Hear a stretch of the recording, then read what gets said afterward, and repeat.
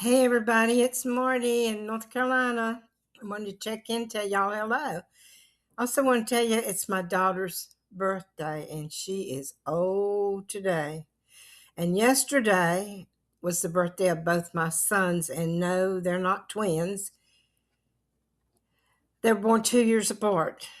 And the middle child was born right at almost at midnight, like 1 minute before. So he could have gone on my daughter's birthday or my other son's birthday. That's how close they're together. Uh, they met for lunch yesterday and had a good time together and took a picture. But I wanted to tell you about when she was born. She was my firstborn. It was snowing. Oh, Lordy, was it snowing. I was 17 and a half. My mom had died when I was 9.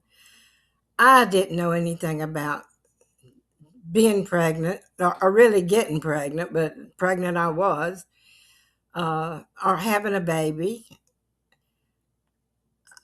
We lived with my daddy at the time, and I had my husband worked third shift. Donna's daddy worked third shift at Cone Mills in Hall River, and I had been up and down all night, very uncomfortable, but not hurting. I thought, well, you hurt really bad, and your water breaks and it goes everywhere, but that wasn't happening. I was just had a small leak and didn't think anything about it because I thought that's not the way it worked. So Daddy got up. He was a superintendent at Plaid Mill on Plaid Street in Burlington Industries, and he was leery about going to work, but he had to go get the shift started. And I said, "Oh, go ahead, Daddy. I'm fine." I said, "Donna's daddy will be here soon anyway. When he gets off work at third shift, he'll be here. I'm fine." So Daddy left to go to work. And about 15 minutes later, I realized, ooh, I'm in labor. I'm really in labor. The pains had started, really started. So I couldn't reach Donnie at that point because he was getting off work to come home. I couldn't reach him. So I called his daddy. And I said, Papa, can you come and take me to the hospital? I said, Donnie's not home and Daddy's gone and I'm here by myself. He said, okay. So he came and he took me to Graham to Dr. Clinton Christmas' office. It was over Wright Drugstore. And it was steep stairs, very, very steep stairs. I'm trying to get this light on, people. I'm not sure that'll help. But the stairs were extremely steep. And I got up the steps. Dr. Chrisman examined me. And he said, you're definitely in labor. He said, you go straight to the hospital. I said, okay. So Papa helped me into the car, carried my suitcase. Dr. Chrisman had told me to be sure and bring my suitcase, so we had that. Papa helps me back in the car. And Papa drove slow on a good day. And he certainly wasn't going to speed up on a bad snowy day. And he had a language all of his own, let's put it that way. He had a few swear words. And the hospital was in Burlington, which is probably another 8 miles or so. Papa's creeping along. Now, it is snowing like I don't know what. The streets are covered. But I'm saying, oh, Papa, can you go just a little bit faster? And he'd say he couldn't go any blankety blank faster because it was snowing. And I'd say, okay, Papa, okay, Papa. Well, he got me to the hospital. I went through the emergency room. And the nurse came in and she gave me a gown to put on, and I put it on, but I couldn't get my shoe unbuckled. Now, bear in mind, I'm 17 and a half and embarrassed, over being looked at anyway and being seen nude and all that stuff. The nurse came back and I was still standing by the bed and she said, why aren't you in bed? I said, I can't get my shoes off. I had buckled them as I dressed to come to the hospital, but the way Donna was in the position at the time, I could not bend over to unbuckle them. So the nurse unbuckled them. I slipped them off and got in bed and was taken on to delivery. And in those days, you had a gas mask that you held. It was handheld. And you would put it over your face like that and take a deep breath when you had a really bad cramp, uh, labor pain.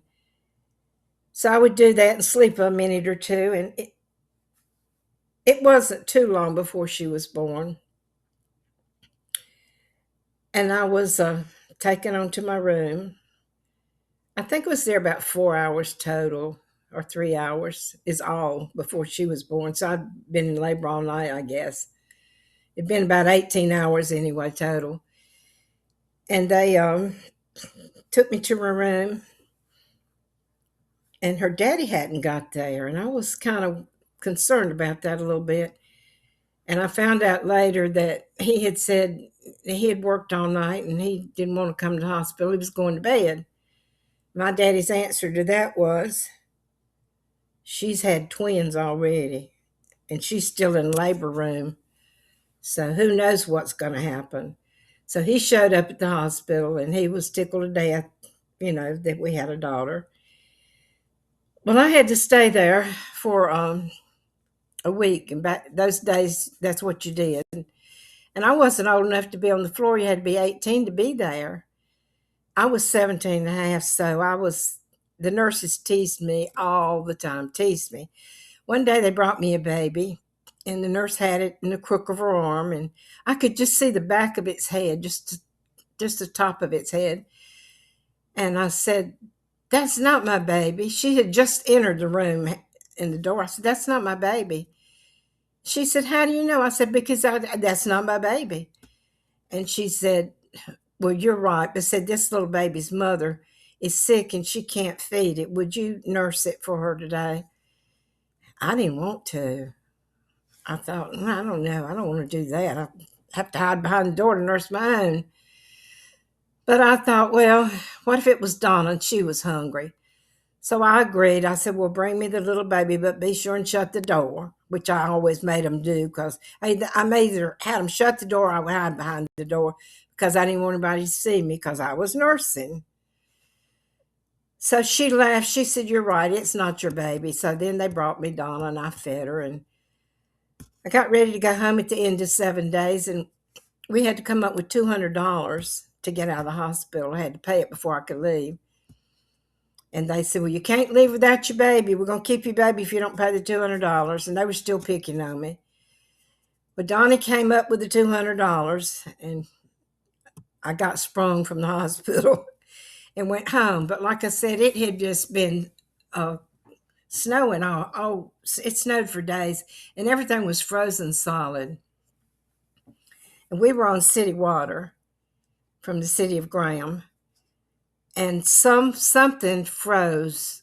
They had told us it was the water line, but I don't know how a full water line would freeze. But anyway, none of us had water. No neighbor, nobody had water.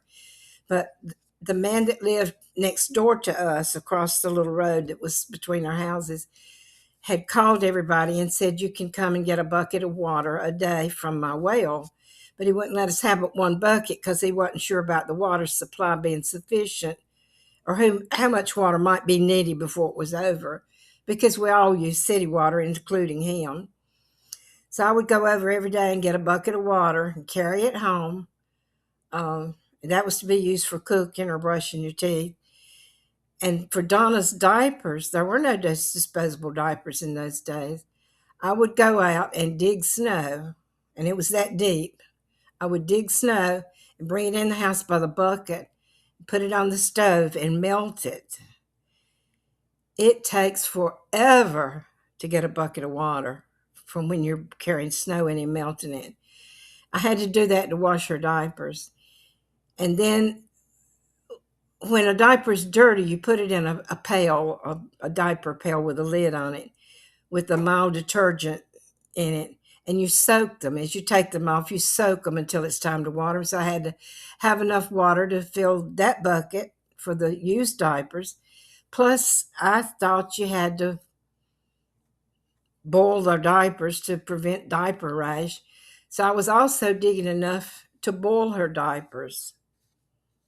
Then I would go out and hang them on the line, and they would dry a little bit, but they wouldn't get totally dry.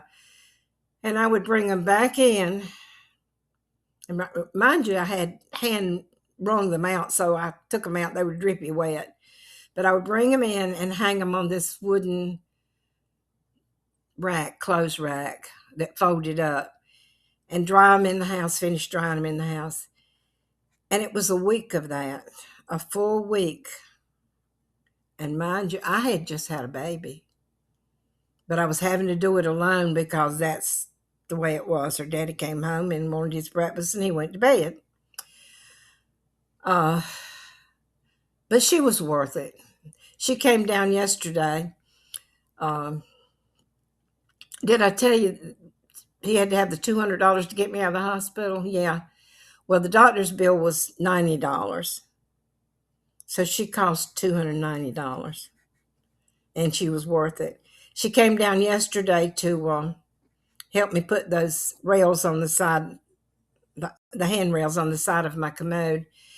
And I told you I was going to call them my training wheels. And whoops, my thing went off.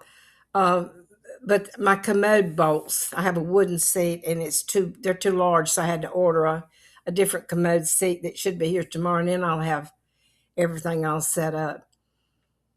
But I wanted to tell you also, her daddy passed away in November 25th.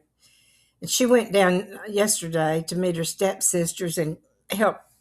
They had called and asked if she wanted any of his things. So she met them, and she came back with a box of things. And I was telling her who was in the pictures and so forth. And we're looking over it. And she had asked, a few years ago, I had made her ornaments, clear glass ornaments with white downy feathers in them, with the names of all of her grandparents and her father-in-law and mother-in-law. For Christmas, I gave it to her for Christmas, and she wanted to know would I make her daddy one. And I said yes. She said, well, I bought the ornament, but it was plastic, and the ones I had given her were glass. So I told her, I said, well, I ordered your daddy a glass one because I don't want his to be any different than anybody else's. So they came yesterday, and they had sent plastic, not glass. And I called and told her, I said, well, I'm going to order some more and get glass. I picked those up this morning to take out to my craft room, which I'm not using because it's cold out there. I haven't used that room since last fall, other than just to walk out there and get a craft supply and bring it here in the kitchen to walk at the table where it's warm. And as I opened the back door, there was a white feather laying in front of the back door, just laying there. I don't know where it came from. It looked like one of the ones I would put in an ornament, but I don't know where those feathers are. They're somewhere out in that room in a plastic bag. And I looked all around, and I didn't see where a bag of feathers had fallen. I still don't know where that feather came from. So I called her and I said, I guess your daddy's making sure he doesn't get put in a plastic ball because it's a feather laying out there. And we had a laugh over it. She said, that's really strange. I said, I know it is. But I have ordered the other one, and hopefully it'll come and it'll be glass. And I think I'll go ahead and make one for me because who knows when I'm going to flip out of here. I'm 85 now. Woo. And hanging on because I plan to be 100. Y'all just stick around. But I wanted to tell you also, or ask you to please subscribe. You can't comment unless you subscribe. And I just learned that. I was checking the settings on Yahoo, and that's their settings. It isn't mine. But please subscribe so you can comment and chat with me. And also like, if you will, so we can get this channel growing. And I'll talk to you later. I hope you have a wonderful night. I've got to get off here. I ordered my groceries, but I hadn't done any cleaning up yet. That's on the agenda for right now. Talk to you later. Bye-bye.